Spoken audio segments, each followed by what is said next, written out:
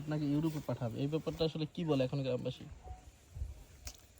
এইরকম আমি জেল থেকে বেরোনোর পর তো আমাকে গ্রামের কেউ বলে নাই যে সোহাগ তোরে ওইটা দেই, সোহাগ তোরে এইখানে পাঠাই, চল ওই জায়গায় যা, তোকে একটা চাকরি দেই। তারা তো এইরকম আমাকে কিছু বলে নাই, আর কারো কাছ থেকে এরকম আমি কোনো সাহায্যও পাই নাই। আমি যা করতেছি নিজের যোগ্যতায়, নিজে ইনকাম করে, নিজে কষ্ট করে আমি আমার সংসার চালাইতেছি, নিজের ফ্যামিলি আপনি কি কাজ চালাইতেছি। করেন এখন? আমি হাটে থাকি। হাটে কি কাজ? আচ্ছা ভাই, যে আপনি যে যখন জেলে ছিলেন, অনেকেই তো শুনেছি আর্থিক সহযোগিতা করেছে আপনাকে, আপনার ফ্যামিলিকে। কত টাকা পেয়েছিলেন? আসলে ভাই কি বলবো আপনারে, আমি তো ওইরকম আমার ইনকামও করতে পারি না এরকম আমি পেজের থেকে, আর কেউ আমাকে আর্থিকভাবে সহযোগিতাও করে নাই। আপনারাও তো আসিলেন, অনেকে তো আসিলেন, ঠিক আছে না? তো সবাই জানে যে আমাকে অনেক টাকা পয়সা দিছে, আমি অনেকজনে আমাকে অনেক সাহায্য করছে।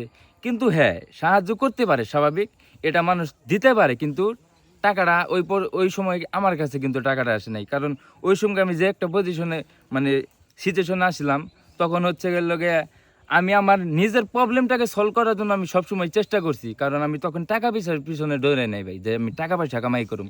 যারা ওই সময় টাকা পয়সার পিছনে দৌড়াইছে তারা শুধু ওই সময় টাকা পয়সাই কামাইছে, আর আমি শুধু যেটা মানে সবসময় আমি লামিছাকে পাওয়ার চেষ্টা করছি, আর প্রবলেমটা কিভাবে সলভ করা যায় এই চিন্তাটা আমার সবসময় মাথায় ঘুরছে। ইনশাল্লাহ আমি সেটা পারছি। টাকা পয়সা একসময় আসবে, একসময় যাবে, এটা কোনো বিষয় না। তো আমার এইগুলা টাকা পয়সা নিয়ে কোনো আফসোস নাই আমার। কে খাইলো, কে নিলো, কার কাছে আসলো, এইগুলো আমার দেখার বিষয় না। তার মানে আপনি এখন পর্যন্ত কোনো টাকা পাননি হাতে? না না, আমার কাছে কোনো টাকা পয়সা আসে নাই। এটা এটা আমি না, শুধু আমার এলাকার সাক্ষী আছে, আমার আশেপাশে লোকজন আছে, তারাও জানে, এটা সবাই জানে যে আমি টাকা পয়সা পাই নাই। যাদের কাছে টাকা আসছে তারা একমাত্র বলতে পারবে তারা টাকা দিয়ে কি করছে। আর হচ্ছে ভাইয়া, আমি হচ্ছে আমার আমার আমার মনে হয় না যে আমাকে কেউ টাকা দিয়ে সাহায্য করছে। কেউ যদি আমাকে টাকা দিয়ে সাহায্য করতো, তাহলে আমার ফ্যামিলিতে এই 4 লাখ টাকার মতন ঋণ থাকতো না। 2 লাখ টাকার মতন ঋণ সুদান হয়েছে, আর হচ্ছে 1,70,000 টাকার মতো এখন আমার কাছে মানুষে পায়। এগুলা ঋণে আমার কাছে স্টামও আছে ভাই।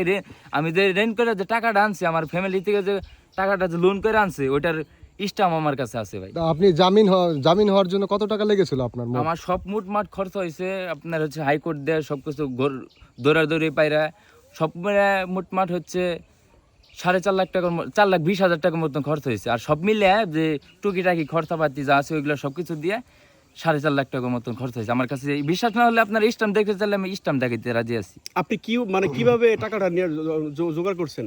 কিভাবে? আমার ফ্যামিলি, আমি যখন জেলে আসলাম আমি তো আর টাকাটা জোগাড় করি না। আমার মা, আমার বইনে আর আমার ভাইয়া, তারা আর কি আমার একজন আত্মীয় আমার ভাইয়ের শাশুড়ির কাছ থেকে টাকা লোন নিয়েছিল। সুদের উপরে না ভাই, নিজের ফ্যামিলি মানে বিপদে পড়ছে দেখছে, তো ওই সময় আর কি টাকাটা কর্জ দিয়েছিল। এখন হচ্ছে টাকার প্রেশার আসতেছে প্রচুর, তারা এখন টাকার জন্য চাপ দিতেছে, মানে অনেক ধরনের কথা বলতেছে তারা।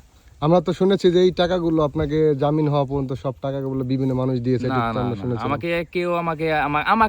আমার হাতে 10 টাকা পর্যন্ত আসে না, কেউ আমাকে 10 টাকা দিয়ে সাহায্য করেনি। কেউ মানে আমার আর্থিকভাবে আমার আইসানে বলছে যে ধরো তোমাকে এটা দিলাম ওইটা দিলাম, এইভাবে আমার কেউ সাহায্য করে না। কতদিন জেলের মধ্যে ছিলেন? 4 মাস 9 দিন। কেমন কেটেছিল জেলখানা জীবনটা?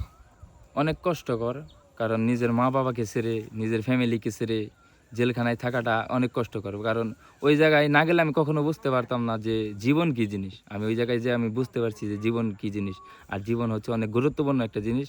যে যে যার জীবনটাকে সাজাইতে পারছে তার জীবন ধন্য, আর যে জীবনের পিছনে পড়ে নাই তার জীবনটা একবারে শেষ। কি কি খাবার দিয়েছিল? 3 বেলার কথাই বলবেন।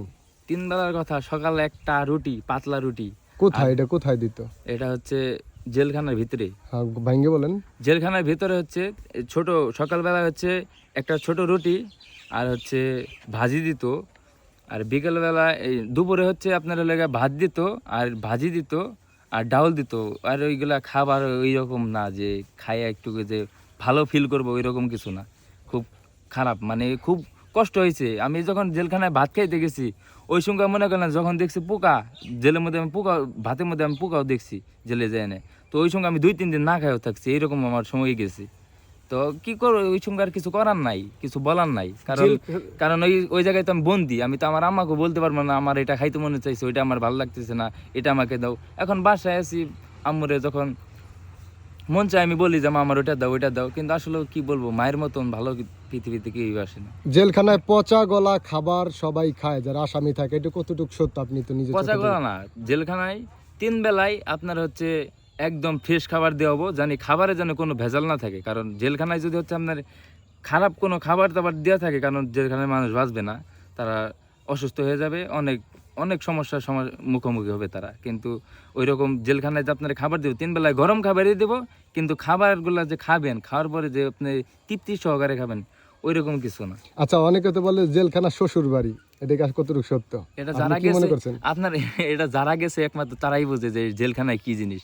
আপনারা তো জানেন, আপনারা বুঝতে পারতেছেন না, আমি গেছি, এটাই আমি বুঝতে পারতেছি ভালোভাবে যে জেলখানায় 4 মাস 9 দিন থাকা কিন্তু একটা 2 দিন কথা না ভাই। এই ভিতরে গেলে বোঝায় 4টা মাস যে আসছিলাম ভাই, তখনই বুঝতে পারছি যে জেলখানায় কি শ্বশুর বাড়ি নাকি মধুর হাড়ি। মানে কতদিন জেলখানার খাবার খেয়েছেন এবং শ্বশুর বাড়ির খাবারের সাথে কতটুকু পার্থক্য পেয়েছেন? আকাশ পাতাল তফাৎ। কেমন? এমনি হচ্ছে শ্বশুর বাড়ির খাবার আর জেলখানার খাবার। শ্বশুর বাড়ি হচ্ছে জামাই আদর, আর ওই জায়গায় কি বলবো ভাই, ওই জায়গার ইচ্ছাও স্বাধীন নাই, স্বাধীন মতো কিছু করা যাবে না।